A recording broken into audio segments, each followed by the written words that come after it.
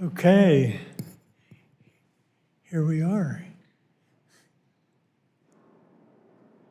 So, I'd like to thank my colleague, Ranking Member Titus, for organizing this bipartisan roundtable discussion.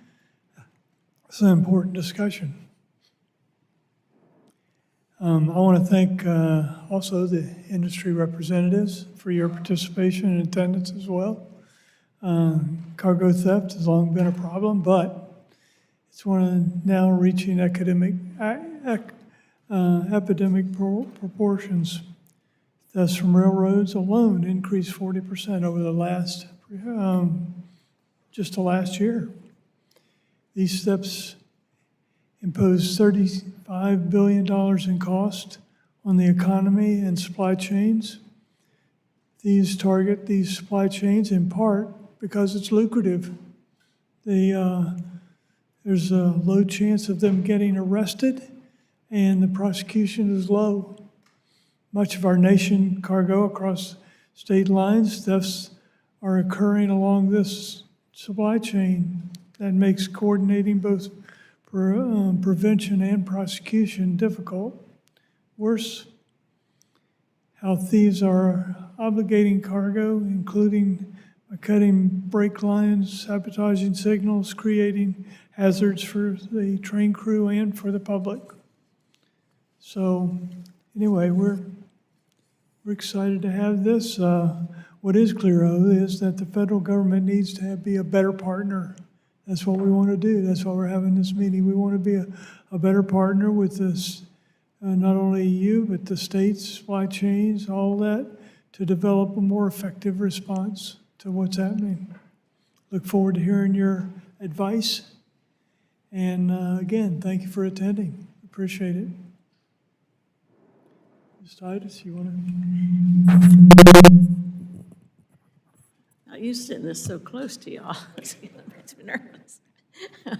Well, thank you, Chairman Webster, for joining me in this, and thank all of you for participating. I think it's a very important discussion that we have. How nice to see our former colleague, Mr. Davis, back with us. We appreciate you coming, and it's always a friendly face. You know, I think y'all have heard me tell the story of how I got interested in retail crime.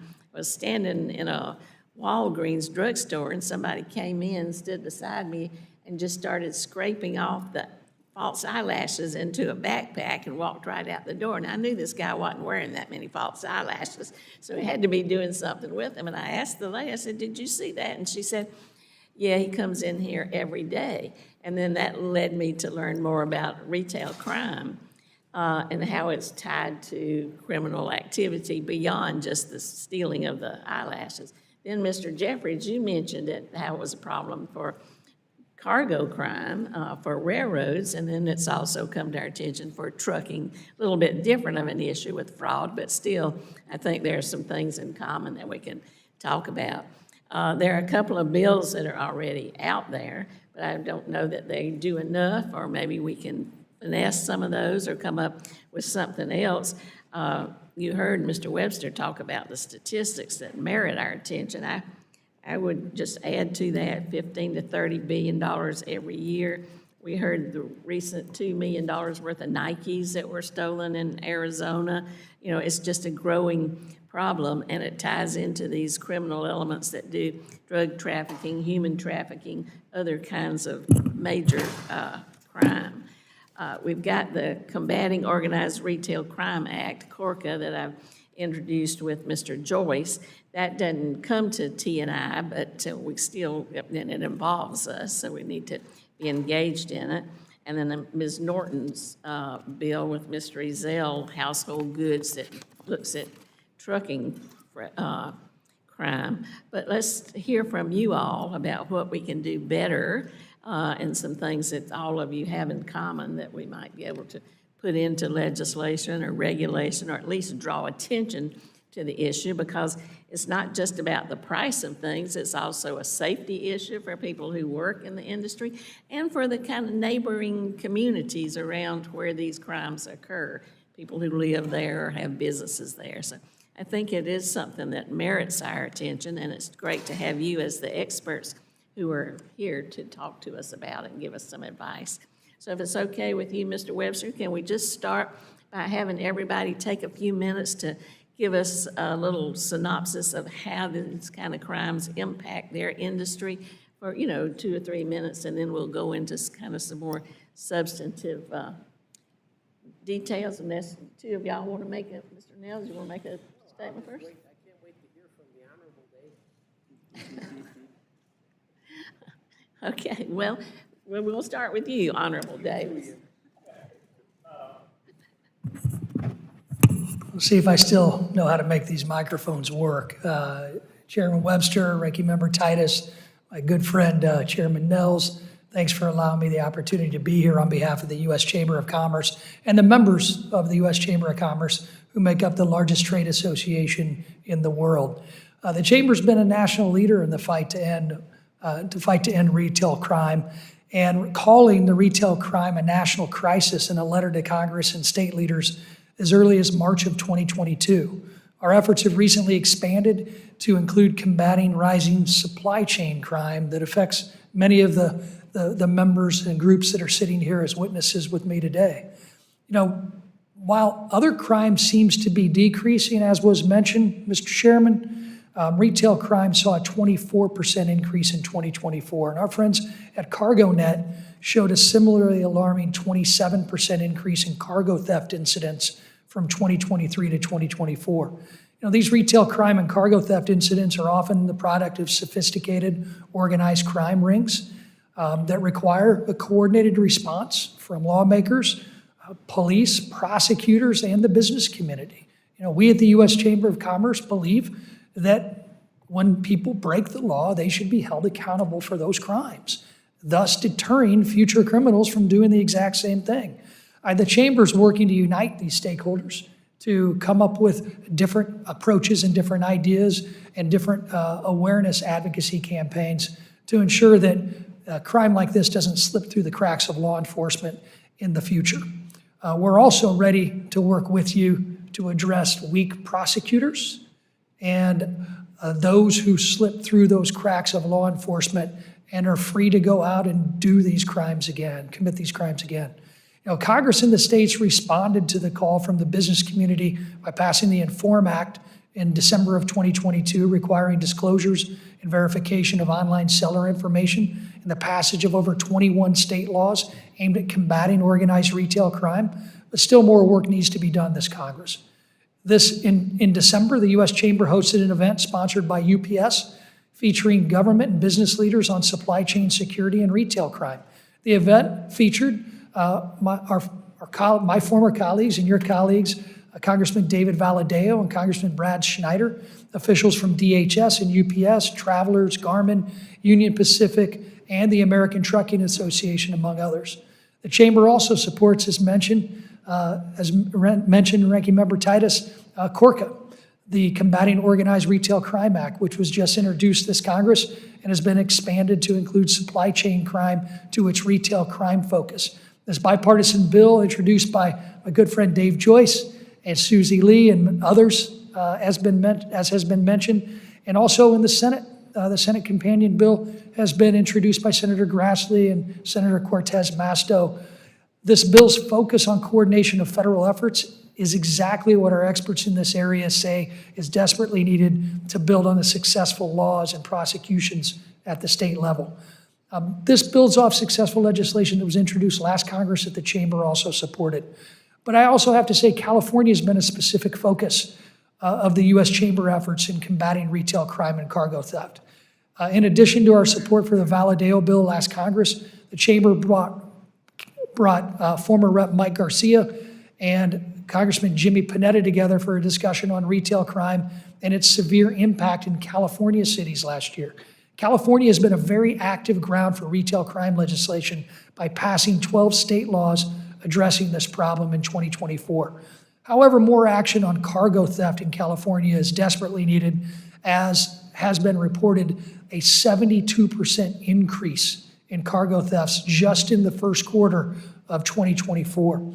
The U.S. Chamber is going to continue to work with all of you, work with our stakeholders to address this issue and all to address retail crime and cargo theft, but it has to have, as mentioned, a combined federal, state, and local nexus to really make an impact. We stand ready to work with you and all of my witnesses here with me.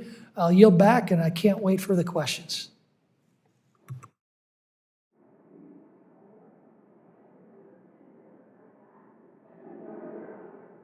You had the gavel.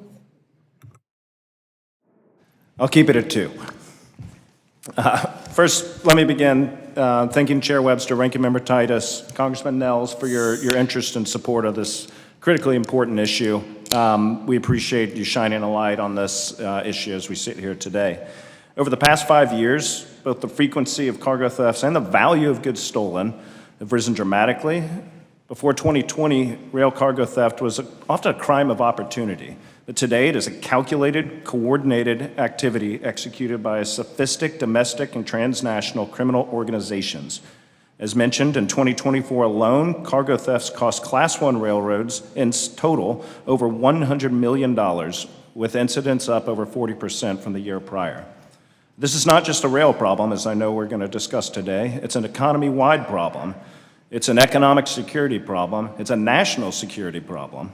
Truckers, retailers, manufacturers, and ports are all being targeted, and policymakers must recognize, and I think the folks here today do recognize, that cargo theft threatens every link in the supply chain. These crimes cross industries and state lines, and they demand a unified, multi-layered federal response. And that's why we are certainly supportive of your efforts on the Combating Organized Retail Crime Act, as my colleague Mr. Davis mentioned. CORCA would provide several tools needed to better coordinate law enforcement efforts, create centralized reporting structures, and ensure prosecutors have the resources they need to bring these criminals to justice. Prosecution is key. We often have arrests, and a former law enforcement official sitting here today, the law enforcement often makes the arrests, but nothing becomes of them. We had one railroad arrest the same person 4 times in one day with no prosecution. We had another railroad involved in arresting an individual 17 times, the same person, with no prosecution. Prosecution is key in deterring this problem from growing larger. And so today we're making, as an industry, tens of millions of dollars in investments in deterrence, infrastructure upgrades, security apparatus, but we do need federal action to disrupt these criminal networks, what is key to interstate crime on interstate commerce. So again, thank you for your leadership on the issue, and thank you for drawing your attention to this important matter. Well, my name is Eddie Strom. I'm from Arizona, so I'm an active locomotive engineer on Union Pacific Railroad with 27 years of railroad experience. I hold several positions with the Brotherhood of Locomotive Engineers and Trainmen, a division of the Teamsters Rail Conference. I have seen firsthand train robberies, vandalism, and sabotage. I was most recently on a train on Friday, so I'm working every day. I will share 2 personal experiences. First, I was at an intermodal train in 2024 that was 12,000 foot long. Thieves turned the angle cocks on the train, which is part of the air brake system, so they could steal from the train. It took hours and multiple railroad crafts and local agencies to get that train back on the move. There were multiple container doors open. Second, I was on a manifest train in the same area. About a month later, vandals put a railroad tie in the middle of the rail at a 45-degree angle. Luckily, we were not going at normal track speed, but we hit it at 17 miles an hour. It sounded like a bomb going off inside the cab. We did our inspections of the train, and thankfully, we did not derail. After completing inspections, we were told to bring it into the yard. I looked back and saw some smoke from a rail car. My conductor had found it was a boxcar full of huge rolls of paper that the vandals had set on fire. It took multiple crafts and agencies to get that train back moving. Knowing I was going to be a part of this discussion, I asked a few engineers from Union Pacific and BNSF railroads to count container doors that were open on passing trains. 2 engineers from UP reported back in just 4 working days, they counted 104 container doors open. BNSF engineers said almost every train has 20-plus container doors open, and they never get closed until something bad happens. For example, a passing train hit a container door on the lead locomotive. It tore off the visor and the mirror of that lead locomotive. That train was instructed to stop and to close the containers. There were 40 containers that were closed on that train alone. This kind of stuff rarely happened in the past 20 years of my railroad career. But now, because of PSR, precision scheduled railroading, we are seeing a lot of things that were considered safety concerns before, and the railroads are turning a blind eye to. PSR has directly caused this problem to get way worse as railroads cutting staff in all crafts, including railroad police, and all trains are now double or triple in length.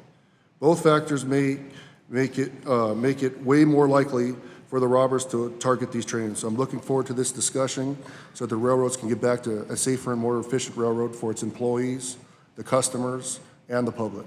Thanks. Thank you. My members at the American Trucking Associations range from just a few trucks to multi-billion-dollar companies. And at some level, they're all dealing with this issue.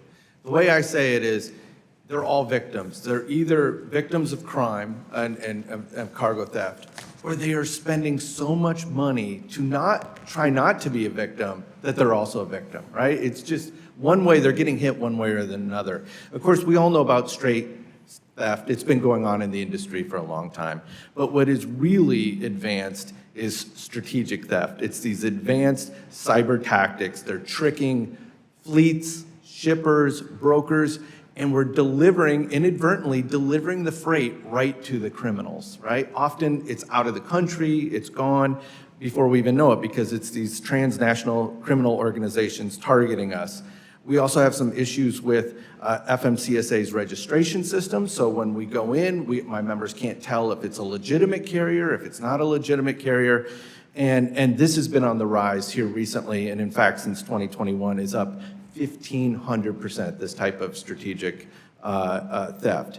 So, and then the other thing that happens is when one of my members is a victim of one of these crimes, they'll contact local law enforcement, state, and even federal, and the answer is typically, turn it into your insurance company. Right? So yes, Ian's right. We do have arrests that are not prosecuted, but sometimes they don't even make the arrest because they're like, well, where did the freight start? Where was it stolen? We don't always know that. And so it's like a jurisdiction problem. So we need, only the federal government has the authority, the resources, the technical abilities to mount an effective response. Right? ATA looks forward to working with members of this committee on solutions to safeguard our entire supply chain, including trucking, protect their businesses, their employees, and ultimately lower costs for consumers. Thank you very much. Well, we have a good insurance company here. I'm sure he was at, so I would actually defer to him on some of that.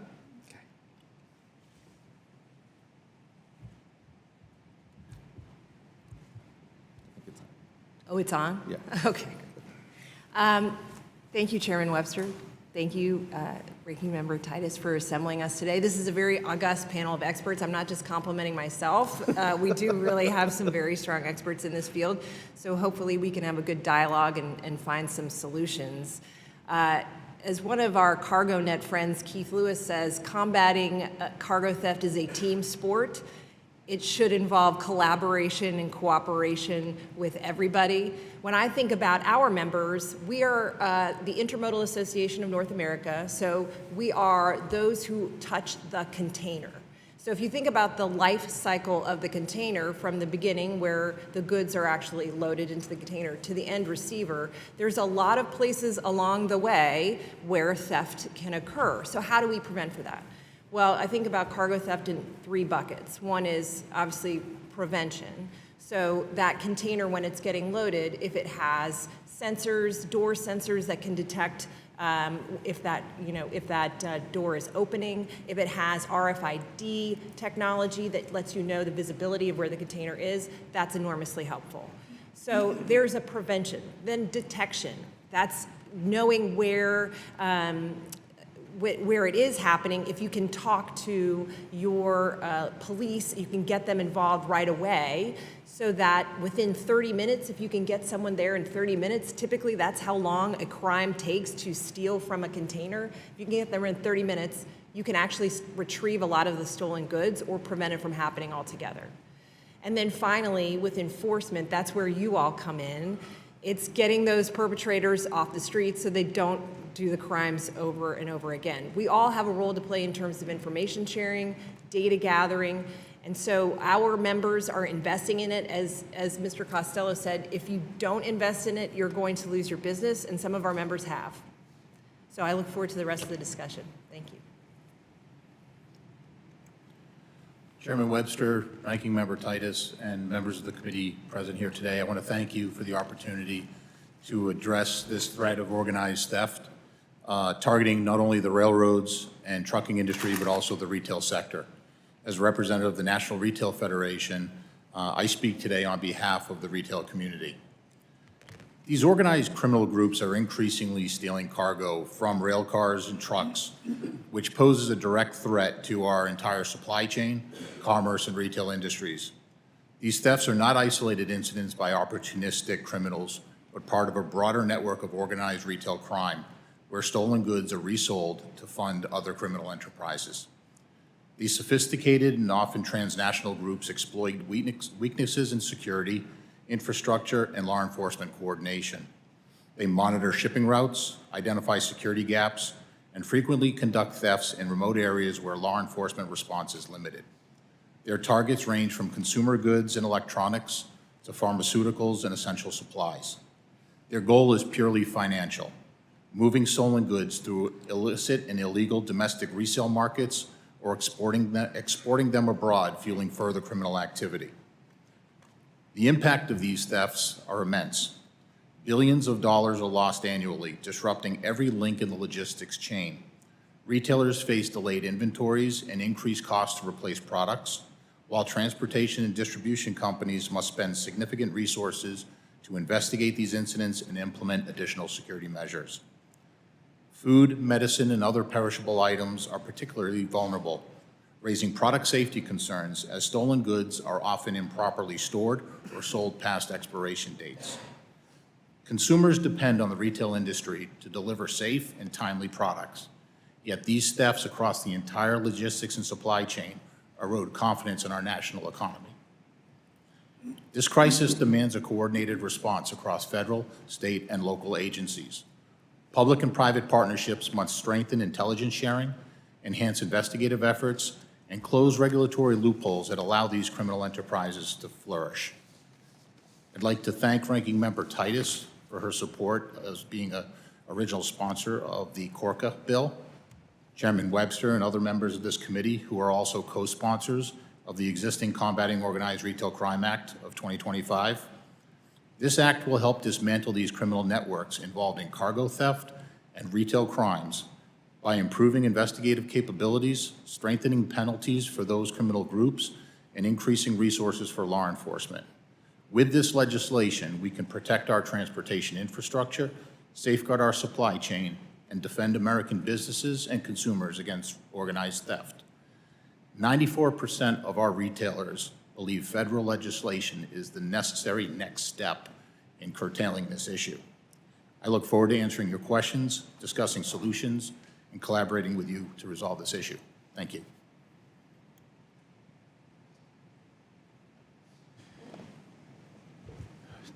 Chairman Webster, Ranking Member Titus, and distinguished members of the subcommittee, it's my honor to be here today. Thank you for your time. My name is Scott Cornell. I serve as the Vice President and National Practice Lead for Transportation for Travelers Insurance.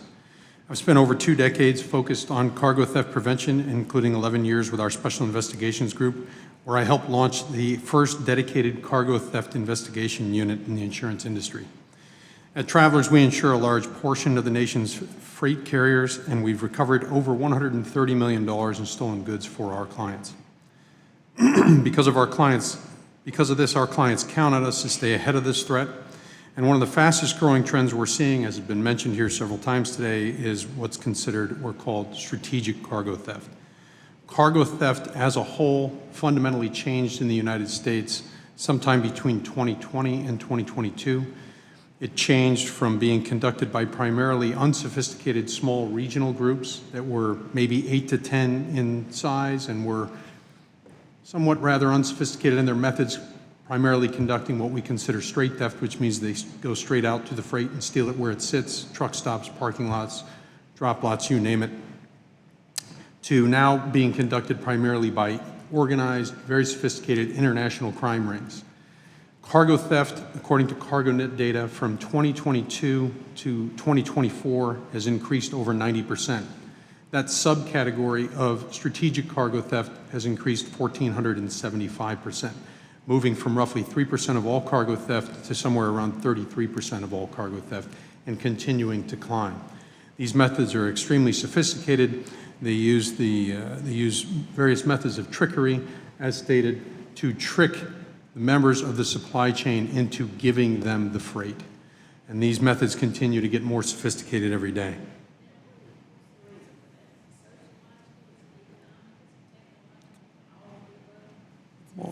Yeah, it's very easy. And when you are conducting cargo theft from another country, it's hard for you to actually be here, right?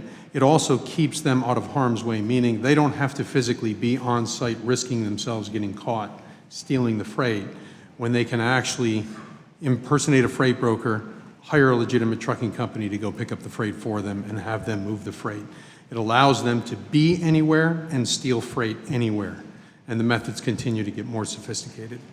I currently also serve as the chairman of the Transported Asset Protection Association, which is a nonprofit organization, TAPA, where we work across sectors to promote supply chain security and standards.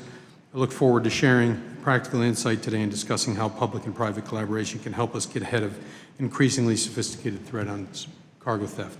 The top 10 states currently for cargo theft are California, Texas, Illinois, Arizona, New Jersey, Georgia, Pennsylvania, Tennessee, Ohio, and Florida.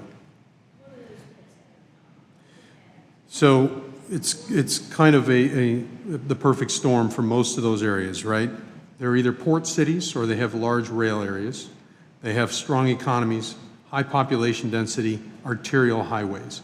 So you have the freight, you have the money, you have the people, and so that's where most cargo theft has been concentrated. Now, with the increase in strategic cargo theft, we're seeing cargo theft spread into what we would consider non-traditional areas. In Southern California, if you move freight in Southern California currently in this environment, you're on pins and needles. So you tend to take a lot more care on who you're assigning the freight to right now. But if they target a load in Cheyenne, Wyoming, where people are not used to cargo theft, do not commonly deal with cargo theft, they may not ask as many questions. It's easier to target that freight. So we're seeing them spread into what we consider non-traditional cargo theft areas now. Okay, well, this is kind of an informal thing, so we're not going to have a timer. I'm not going to call on you. If somebody wants to ask you a question, fine. If you want to answer a question, then fine. Yes, go ahead. Thank you, Mr. Chair, for convening this discussion and truly alarming testimony, in particular with respect to my state of California, where, Mr. Davis, you note that it's gotten completely out of control. I think about 70% increase in the first quarter of last year. And frankly, this is true of theft in general in California, so much so that the people of our state took matters into their own hands and passed an initiative to strengthen penalties for retail theft with almost 70% of the vote last year because the legislature refused to do anything. So I know that our legislature sort of gestured at taking some actions against retail theft. Do you think that they've gone far enough, Mr. Davis? And given that there is a federal nexus here, what could we do in Congress, and kind of what are the bounds of federal jurisdiction within which we can act to actually help bring things under control in California? Well, thanks for your question, Congressman. It's great to see you again. First off, I'm glad that California and the California Assembly has decided to address this problem by passing 12 new state laws. Now, I'm not in California, so I would turn it over to you and my colleagues from that state to determine whether or not those state laws are working well enough to address that 72% increase at the beginning of last year. If those laws are not working as we intended to get that crime rate down substantially, then yes, I do believe that there should be and could be a federal nexus as part of that partnership that I mentioned earlier, which said federal, state, and local. It's a federal, state, and local issue. And where you, as the T&I committee members, I think should focus your efforts is getting an idea of where the holes are. Because California being kind of the center point of cargo theft now, the center point of laws that have been passed at the state level to address this issue, the center point of some of maybe the prosecutorial problems that existed in our country in addressing this issue, you will be, once we can get with our members of the Chamber of Commerce and members of organizations that many of the folks that are sitting at the table with me represent, if we can get a whole picture of what's working with those 12 state laws and what's not, I think we can better pinpoint what your federal responsibility should be. Great, thank you. And I'd invite anyone else to weigh in on this question, kind of what are the bounds of federal jurisdiction? Mr. Johnston, Mr. Strom. One other thing to note too is that certainly the bill from Mikey Ezell and Chairwoman and Congressman Eleanor Holmes Norton would seek to have agencies actually enforce the laws that are already on the books. So to the extent that there are registration holes in that, there are illegitimate companies that can escape detection because the FMCSA registration system has been so antiquated. I do know that they're trying to update it, and it's been a long journey for them in terms of the technology that they could use. However, if they actually just verify who they're doing business with so that companies that register don't also already have 199 other motor carrier numbers, which has happened, that would be enormously helpful. And also, if they were penalized for acts of fraud, which the FMCSA arguably has the power to do, but the bill introduced, the Household Good Protection Act, would make sure that they did it. When it comes to California with regard to cargo theft, no state, in the 30 years that I've been doing this, no state in the nation has had more dedicated law enforcement around cargo theft. The CTIPS task force, which is the Highway Patrol, is one of the best that we've seen. LAPD has their own cargo theft unit. Last week, they just had a very successful bust around a large cargo theft ring in the LA County Sheriffs, and there's been some other task forces that have come and gone throughout the state. But those task forces have been reduced in size over the years, and they continue to work as diligently as they can. I think having a federal task force that can interact, as the Corca bill calls for, a federal task force that can interact with the various states, especially the states that fall in that top 10, maybe top 15, and coordinate with any state-based task force efforts or dedication efforts that they have would be the right way to go. I'd like to add to that, from the retailer's perspective, yes, California, what we've seen, at least initially after Prop 36, has been an increased support of law enforcement. The task forces that are staged there from the California Highway Patrol to the different counties are stepping up and really in support of the retail community. Well, one of the challenges that still exist, and many of these task forces, as Mr. Cornell had mentioned, will tell you is the resources that they have and the cross-jurisdictional capabilities of the criminals. That the moment they cross a state border, it is no longer a local or a state issue. And that's where these individuals become more sophisticated, more regional and transnational in their criminal activities, which really force the need for federal support and capabilities to even support the investigations of state and local. I'd like to talk about the holes that in the system. California is a neighbor to Arizona, and the holes that we're seeing is that when the trains are being built in these facilities, and they have to double or triple over in the tracks that they once were in, it puts them in vulnerable places for theft to happen. So when that happens, those doors and those containers and these crime organizations are stealing at that point. They're not stealing inside the facility. They're stealing outside of the facility. So there's holes there. Train length has been a big issue because the infrastructure on the railroads doesn't fit the train length out on the rail. They have to stage trains in certain areas for those other high priority trains to get by. When they stage those trains in those certain areas, then the crime organizations know where those are at, and that's where they steal at as well. Container doors, they're open all the time. They don't close them. They will go 500, 600, 700 miles before the next door is closed. So I think that looking into the idea of, you know, where these holes are, those are where the holes are at. There are people in your locals, do they feel threatened? I'm normally up on the engine, so it's easier for me to stay up on the engine, but a conductor, when he has to go back when there's something wrong with the train, yes. On BNSF, there was with that snaker thing, and the conductor had to go back, and there was armed robbers back there. So he just walked back up to the head end. It is a issue with our members being scared going back. Those two incidents that I talked about, I called for a PO in the area. They weren't around, so they had to send out Carmen and management to help us in that area because there was homeless camps as well.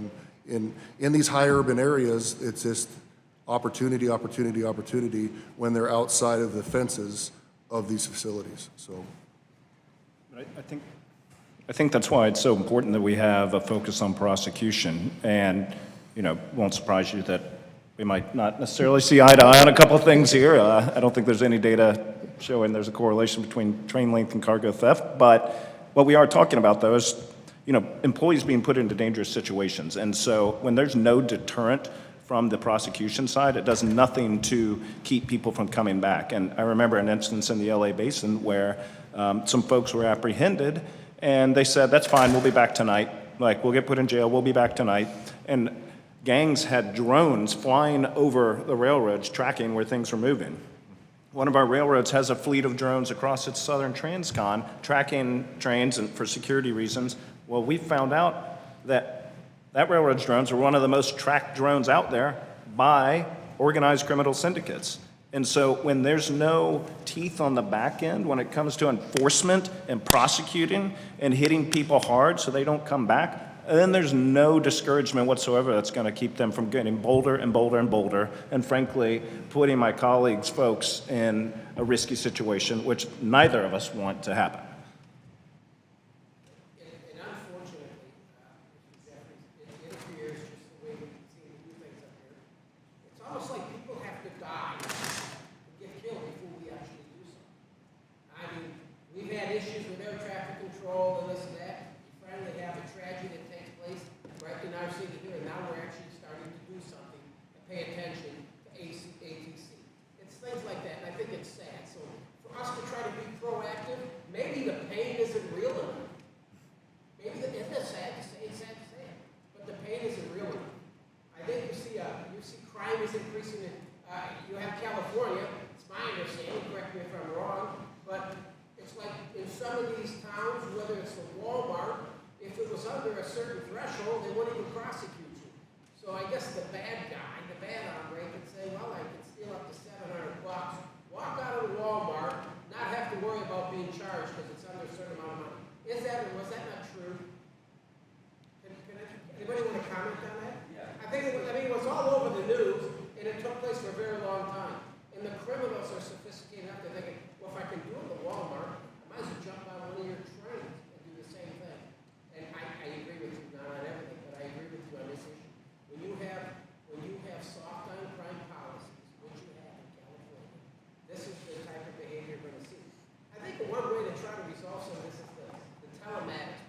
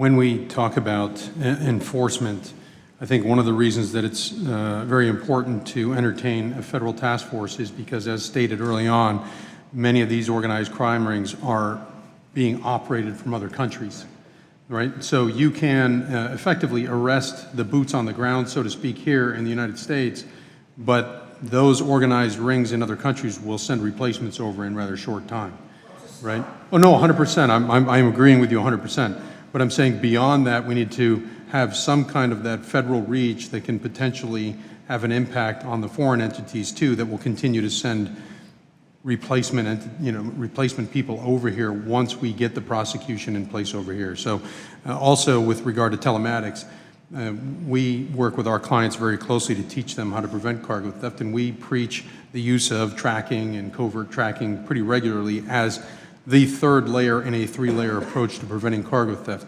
I would note, though, that we do see cargo thefts regularly spoof and suppress tracking efforts. In other words, they have what are called, commonly known as sniffers, to sniff out the tracking devices. They will remove those devices. If they're light sensory, they will put them in paint cans, leave them in the paint can at the truck stop so that you think that the truck and trailer are still parked where they're supposed to be.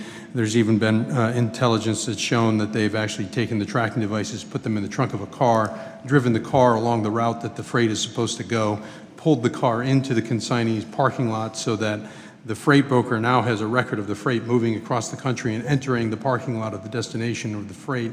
And so now you begin the argument of, no, we have records that show that the freight arrived, and the consignee is saying your freight never arrived. And they do this not only obviously to spoof the tracking, but also to cause that delay in the argument by creating the argument in and of itself that the freight did or did not arrive.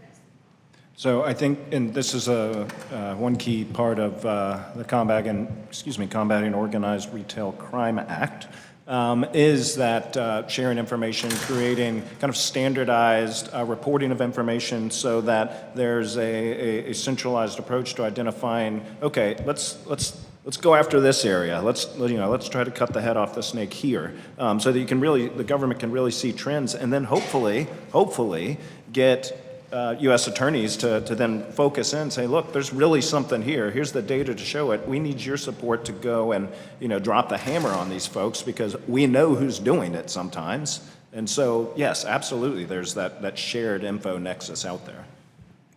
If I may add, Ranking Member Titus, is also that shared information between the public agencies at state, local, and federal level and the private sector.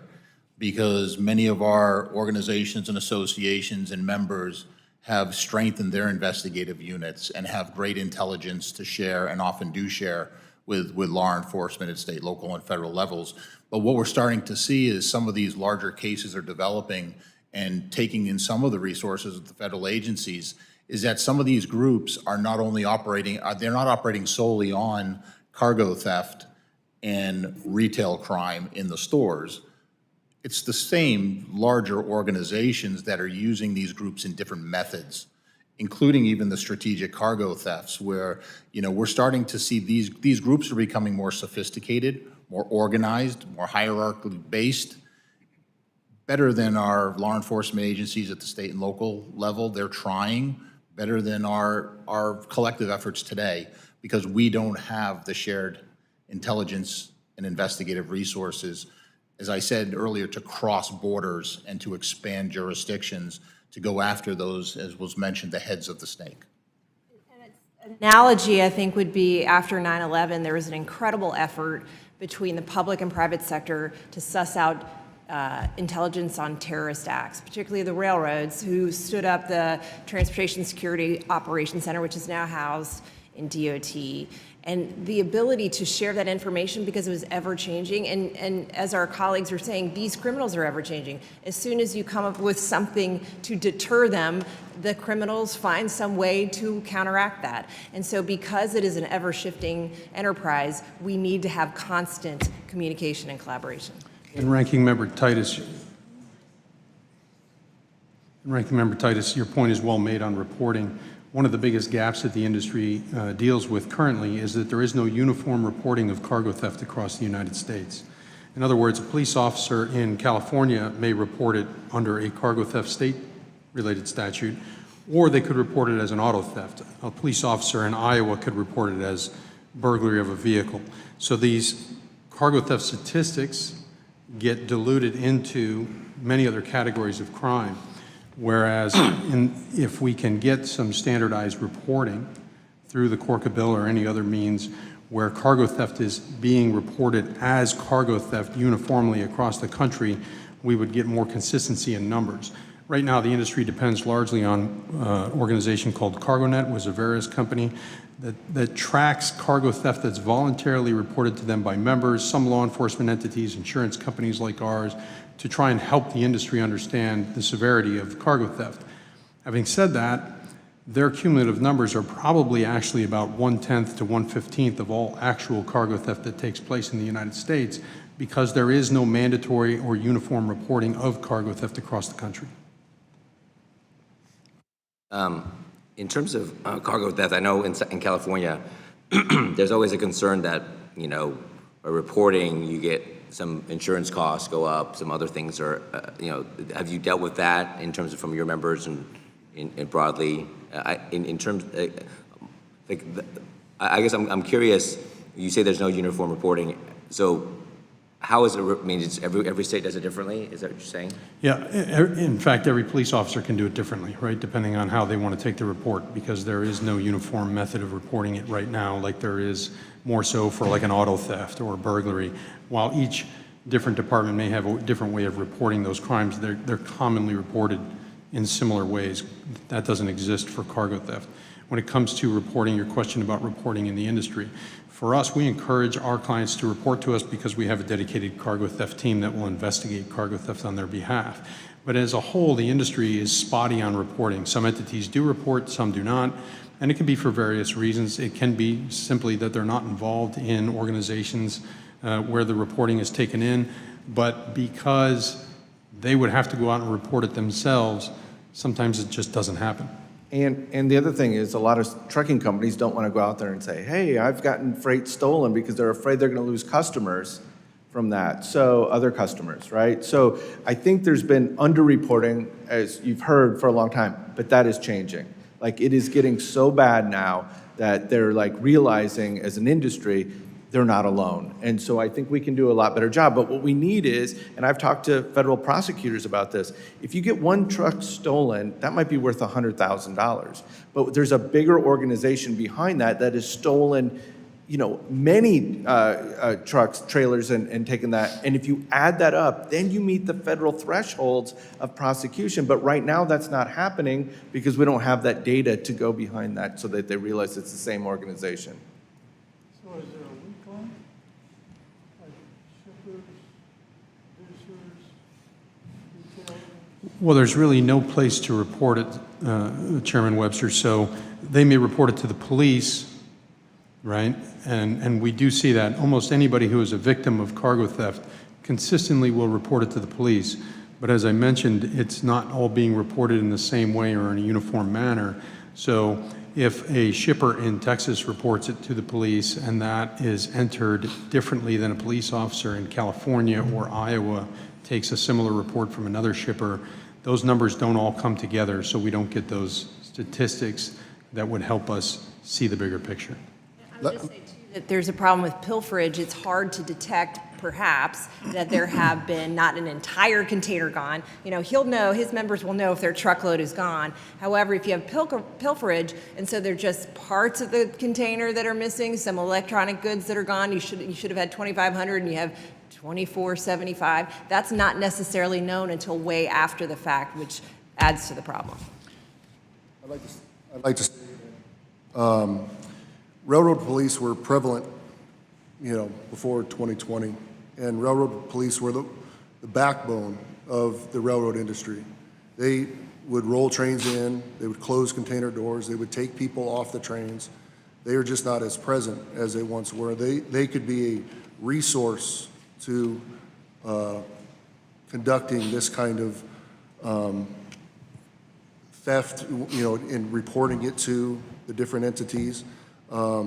We don't see them out in the rail industry as much as we once did. And I think it's kind of funny because it's something that's been going on since 1800, 160 years. And, well, and there for a long time, they had the Pinkertons. The Pinkertons, everyone knows that they were the ones that stopped and they were the force to be reckoned with. So I think that, taking the boots on the ground approach to this and, having each entity from state, local, state, and then up to the federal government is a good process, but we need to have somebody there to actually say what's going on in the field, and that's those railroad police officers. Mm-hmm.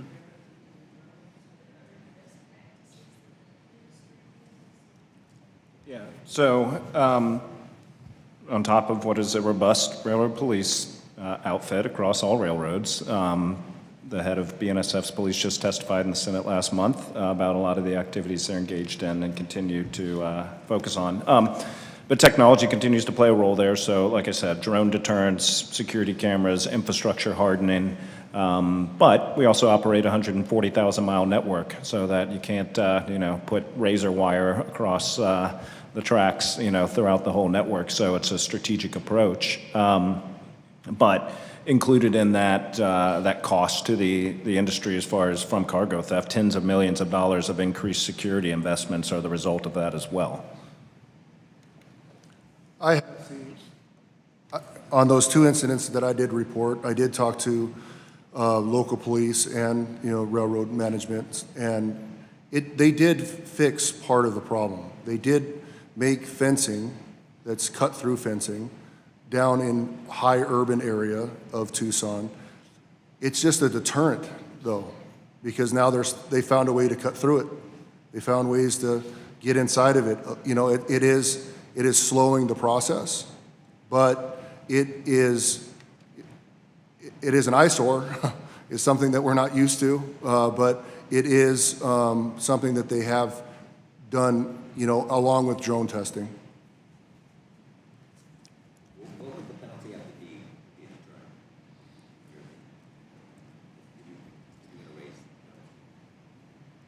Well, I saw, I don't know if y'all have seen this is on LinkedIn, there's a gonzo journalist who's following a train in Bakersfield, California. And That's I represent. Well, I don't know if you saw this, and if you haven't, I'll send it to you. But the journalist interviewed one of these cargo thieves who said he can make $25,000 a week. So it seems to me that it has to be somewhat north of that in order to be a deterrent. I mean, I've seen, I've worked with our local CHP. They tell me that cargo theft and rail theft has exponentially increased significantly. And, Gavin Newsom was in the news back in the day. The LA Times had this front page photo of this rail yard that was strewn with, retail materials, and he came in and cleaned it up, made sure that no one came back, 2 months later. I'm sure it's unfortunately probably the way it is. So in California, my colleague from Texas is correct. We had Prop 47 and then Prop 36 passed, and now DAs can aggregate. But to your point, if every state does something different, you don't get the aggregate benefit of a deterrent. And Representative Fong, if I could, that is exactly where the Combating Organized Retail Crime Act places aggregation into Title 18. Because as you had mentioned, California with their new Prop 36 on the retail crime, they added aggregation. And we have seen interviews of criminals shocked that they're getting arrested and going to jail now because what are you talking about? The crimes I did 2 weeks ago count today? And yes, it does. It's a crime. So the smash and grab, I mean, that was designed for the smash and grabs, but That was designed for any type of organized habitual criminals who are stealing for greed, not need, you know. And so the current Combating Organized Retail Crime Act has an inclusion in there to add aggregation to Title 18, as Mr. Costello had mentioned earlier. That means that a single container theft, if it's under that threshold, because it doesn't add to the volume, can be added to crimes that they may be doing in another state, that same criminal organization, and collectively that meets the threshold of federal prosecution, federal investigative support. So that's where we believe, our retailers believe, that aggregation of criminal activity is a positive step in the right direction. So just so I understand, on the federal side, can a federal prosecutor aggregate or no? I believe they can if they can tie the ring activity together, right? But that requires the data and investigation. Correct. And conspiracy. Correct. And that's where Title 8, if I'm not a lawyer, I'm not an attorney. Not one but either. I believe that's what the purpose of the inclusion of aggregation Correct. into Title 18 with the Corca Act is to update the law so that it's multiple thefts, multiple victims, same group. And that may be an area we have to really delve into. Flush out. Yeah, the aggregation. and Mr. Johnson's point is critical that, you know, these organized rings are conducting cargo theft in multiple states. So being able to tie those multiple thefts together to one organized ring and aggregate those together is critical. Plus, when you take into consideration the fact that they're stealing it in one state and moving it across multiple state lines, right, that will add up into the prosecution's favor.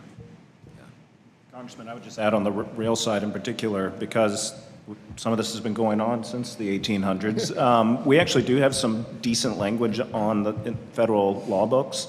So a lot of this is just getting U.S. attorneys to focus resources and focus energy. And that's where we were so pleased in February when a grand jury in Arizona indicted and levied individuals who hopefully are going to serve real jail time that is either going to allow you to start working up the crime chain domestically or deter additional people from as easily being recruited to make that 25 grand when they know, wait a minute, when I get caught, I'm going to get prosecuted and I'm going to go to jail for a long time. Maybe it's not worth it. You mentioned Arizona. So much of the focus has been on California and its liberal laws and not on that criminals and all that. It's not the case in Georgia or in Texas. So let's talk about things that are more generally happening to make prosecution better in all kinds of states, not just focused on California. Right, and California, or sorry, Arizona just recently entered the top 10, right? And in some ways, that's driven by the fact that so much freight moves out of a neighboring state. And that's, you know, California has the largest port in the United States. So there's a ton of freight moving out of California, so they will target it as it moves across the country. Nevada is starting to see increases in numbers as well. Utah will see that when they declare an inland port, which I believe they're supposed to do next year or maybe later this year.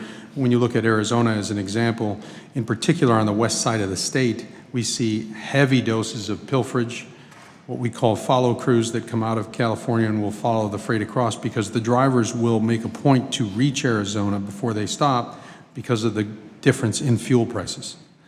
So then they will stop when they reach Arizona, and then they will be hit by the pilferage crews or full truckload theft. I want to note that Arizona we did pass a bill last year that was an assault, if they assault transportation workers, that it's a felony. I mean, we would have to find what everyone here is talking about, a way to make that the same kind of language for when this kind of thing happens in each state. I mean, I will work hard in Arizona to try to get something like that through. So just wanted to mention that. Thank y'all for coming today. Appreciate the witnesses. You did a great job. Learned a lot. It's good. See what happens. I hope things will happen. Thanks for your input.